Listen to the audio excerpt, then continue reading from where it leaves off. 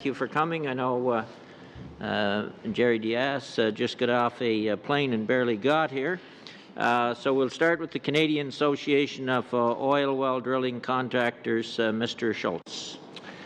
Good afternoon, and thank you for the opportunity to appear before the House of Commons Finance Committee. Your job is to recommend to the government measures that will strengthen the economy. I can do that for you in 2 sentences. We want a government who will defend and promote Canada's oil and gas industry, an environmental leader compared to any other major producer in the world. And secondly, we expect government to champion pipelines. Earlier this week, our association launched Oil Respect, a campaign to provide regular Canadians an opportunity to stand up and demand respect for Canada's oil and gas industry.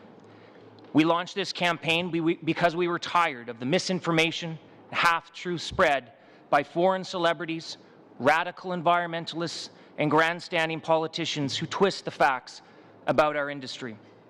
Oil Respect is about respect for facts, respect for workers, and respect for their families, respect for the environment, and respect for an industry that has contributed greatly to giving Canada some of the highest living standards in the world. So what are the facts? Canada's oil and gas industry meets what are now the highest and toughest environmental standards of large producing nations in the world.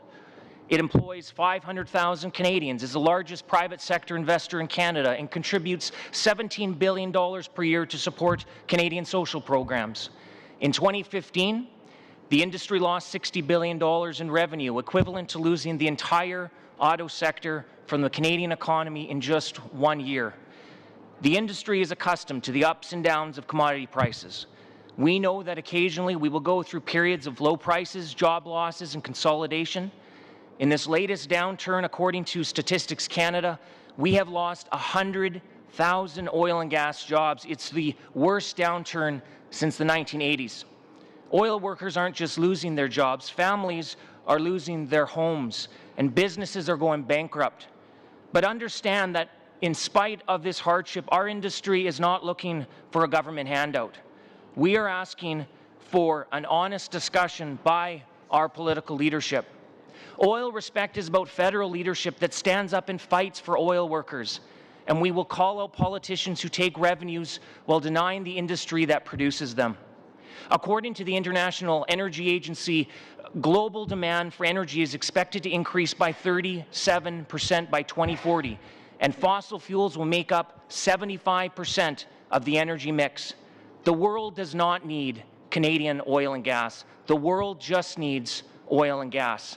We need the federal government to advocate for Canadian oil and gas workers, companies, and pipelines already meeting much higher environmental standards than those imposed anywhere in the world.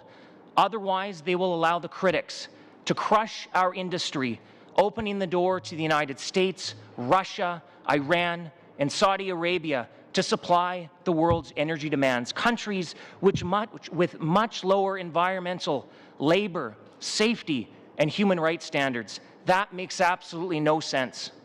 Without pipelines for export, Canadian products receive far less than world price and results in fewer jobs, lower profits, and diminished government revenues to support Canadians. It means Canadians continue to subsidize American consumers. We need federal leadership to champion national pipeline projects because they are in the national interest of all Canadians. If we care about the facts, jobs, in our economy, we need our elected representatives to fight for pipelines, something we see consistently from Premiers Wall and Gallant. We also believe oil and gas families and businesses need respect. They are hurting right now, and they rightfully believe their federal government should stand up for them. We expect our government to have an honest discussion about the great benefits of Canada's oil and gas industry, especially when they're only too happy to receive the revenues it produces. Thank you.